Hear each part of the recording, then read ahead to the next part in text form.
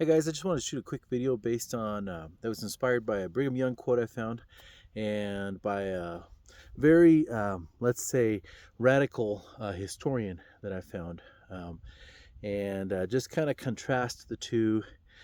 And it's also inspired by some people in the church who are misinterpreting our doctrine and our prophecies, if you ask me, regarding the Constitution. Not that I'm qualified to redeclare those, but yeah, my brain can read the prophecies for myself and what the prophets have said. So first off, Brigham Young, during the time of the Civil War period, said to Abraham Lincoln, he sent him a telegram or whatever you call those things back then, hey, we haven't seceded. Utah hasn't seceded from the Union. We're standing firm with the Constitution and the nation that has the Constitution and our once happy country. So the point is, to me, is Brigham Young said he's standing firm specifically, or Utah was standing firm specifically with the United States, and specifically because of the Constitution. That's that same Constitution that's mentioned in Doctrine and Covenants. I, the Lord, established the Constitution. It's the same one that's mentioned in a ton of temple dedications. The United States Constitution. The Confederate States may have written a Constitution too, followed the principles of the Constitution, all that kind of stuff. Lots of countries have followed it. But the one that the Lord said he established was the one for the United States. Now, if you look at the history of what the prophets and apostles would say prior to the Civil War, they all used to say, hey, really the federal government doesn't have the authority to force the southern states to end slavery. The northern states shouldn't be abusing the southern states and trying to force their opinion on them.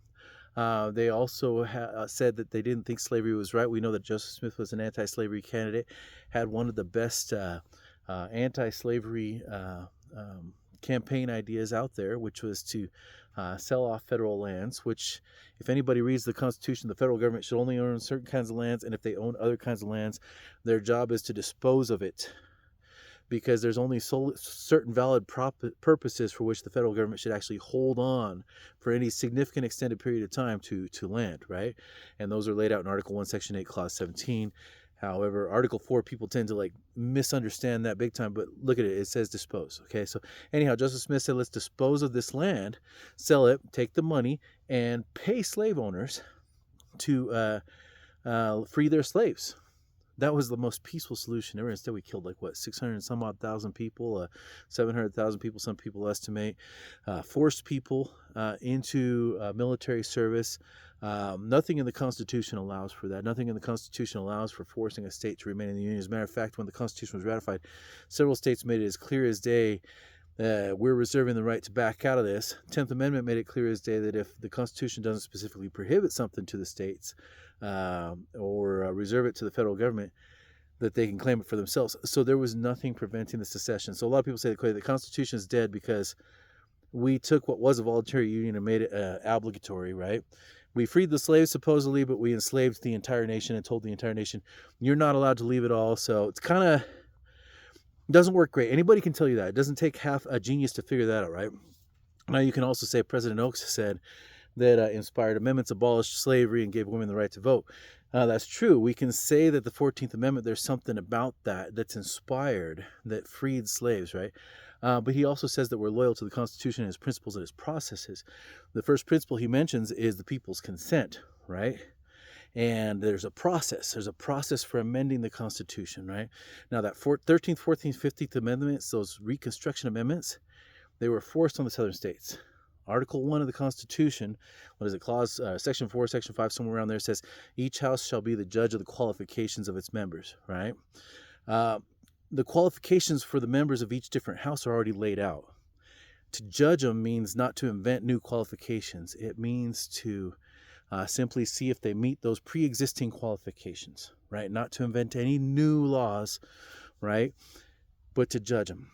And instead, what the northern states did once they beat up the southern states is they said, you can't get representation in Congress again until you ratify the 13th, 14th, and 15th Amendment. Where the word ratify comes from the word consent. So it cannot be ratified if it's not the actual will of the people, even if you forced them to do it, right?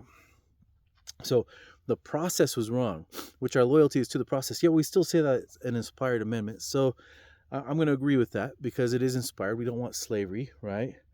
Yet there's always been this kind of way that it was done isn't according to God's plan either. It's not according to the Constitution. It's not right.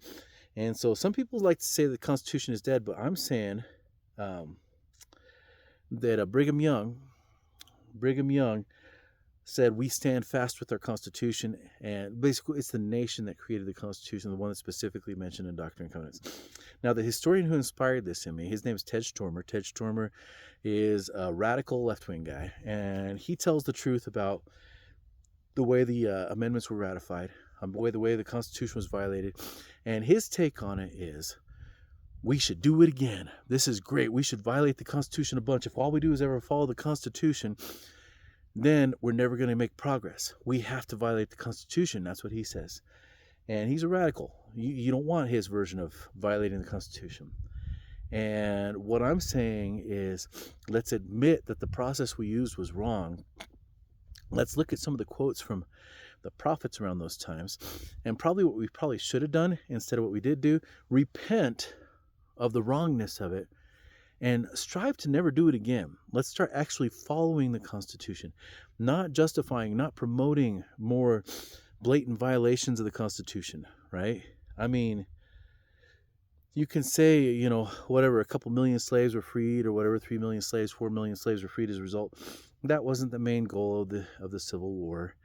And to top it off, the amount of people you killed for it, is that just? And I don't know.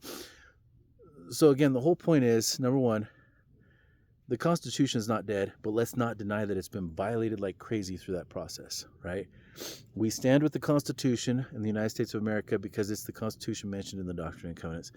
And yet we are saying that the United States is in major violation of it. Maybe not in full-on apostasy, but major violation of it. We can be honest about both of those facts.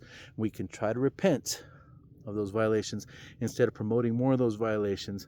Do things the right way. And I think that's my main thought. There's all sorts of tangents we can go off on, but the point is the Constitution is still alive. John Taylor talked about it. Wilford Woodruff talked about it. Everybody stood up for it and defended it, prophets wise anyhow. Maybe apostles not, I don't know. It's besides the point though.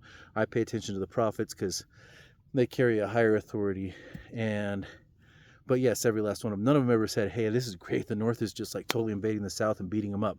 None of them ever said that either. That was completely the opposite of what they said. Let's be honest about the whole thing. The process was violated. The principle was violated. Is the outcome okay? I don't know. Look at the Constitution. If you don't read it, read it. You need to read it. And start just being honest about what you see. That's going to be one of the most healthy things for you. You will feel the Spirit much more clearly in your life if you're honest about what you see in the Constitution. That's what I say. All right, thanks you guys.